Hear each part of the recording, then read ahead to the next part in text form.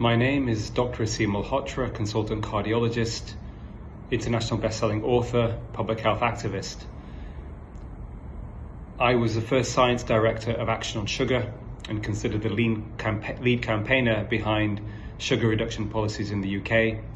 I served for 7 years as an ambassador to the medical royal colleges that represents every doctor in the UK and was instrumental in a campaign that was launched between the British Medical Journal and the Academy to wind back the harms of too much medicine.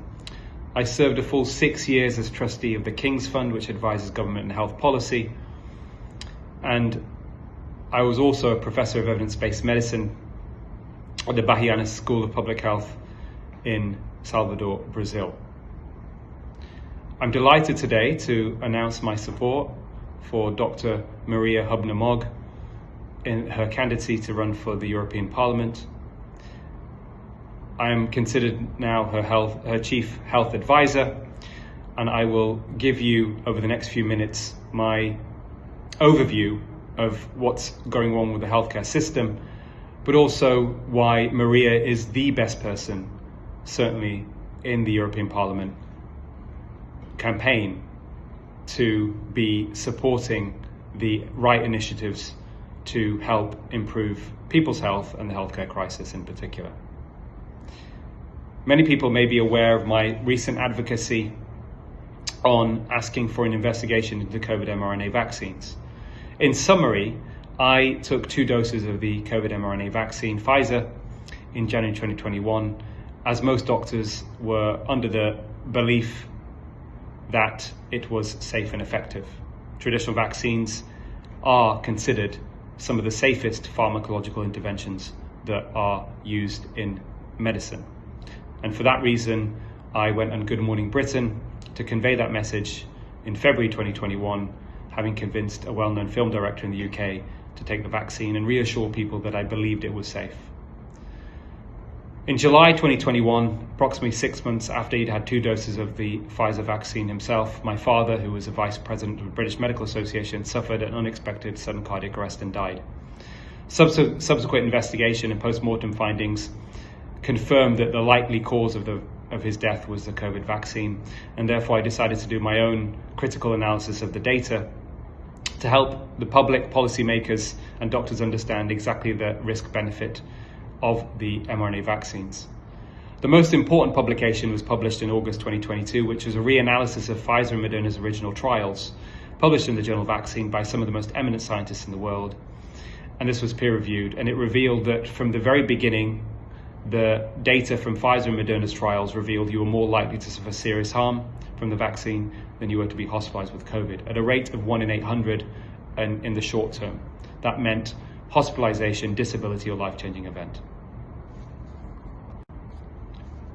In other words, it's likely that the COVID vaccines should never have been approved for single use in a human being in the first place. One may ask, well, how did this happen?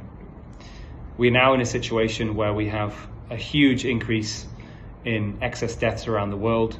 Given the information we know about the COVID vaccines, it's likely a primary driver of those excess deaths, and they should be investigated and halted globally. One may ask, how did this happen? Well, essentially, this is a symptom of the corporate capture of public health and medicine by big, powerful corporations. What many people don't know, and most doctors don't even fully acknowledge, is that the drug industry themselves keep their data commercially confidential. They then give summary reports of their clinical trials to regulators, and unfortunately the regulators around the world now take most of their money from pharma, which is a huge conflict of interest, but that means also that they are not rigorous in carrying out analyses on risk-benefit of any drug. This is really the end result of a system where over decades, big powerful corporations have had increasing both visible and invisible unchecked power, where they lobby politicians who introduce laws under the belief that they are doing the right thing and they are getting full expert information when often that information is corrupted for commercial influence. They influence the mainstream media as well and fund many media outlets, which means that the whole truth is not told because media companies are fearful of losing income from advertising. They obviously fund medical education to a large degree, and they have limited liability. All of this really is very much against the tenets of democracy, real democracy, people making informed decisions about what's actually going on within the system.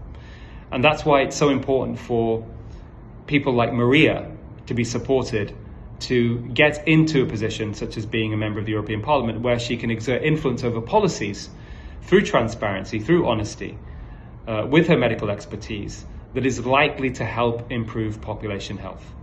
And until that starts to happen at a policy level, we will make very little progress. The reality, unfortunately, is that the big corporations and the way they carry out their business, if we look at Big Pharma, are primarily there to make money. That is their legal responsibility. They are not there to give you the best treatment, although most people would hope or believe this to be the case. But the real scandals are that those with a responsibility to patients and scientific integrity, namely doctors, academic institutions and medical journals, collude with industry for financial gain. This needs to stop. These corporations have been diagnosed by the forensic psychologist Dr. Robert Hare in the way that they conduct their business as being psychopathic. What does that mean? Callous unconcern for the safety of others, incapacity to experience guilt, deceitfulness, repeated lying, and conning others for profit. I believe as health advisor to Dr. Maria Hubner-Mogg that she absolutely understands this and can offer meaningful solutions as a member of the European Parliament to improve the system. Thank you very much.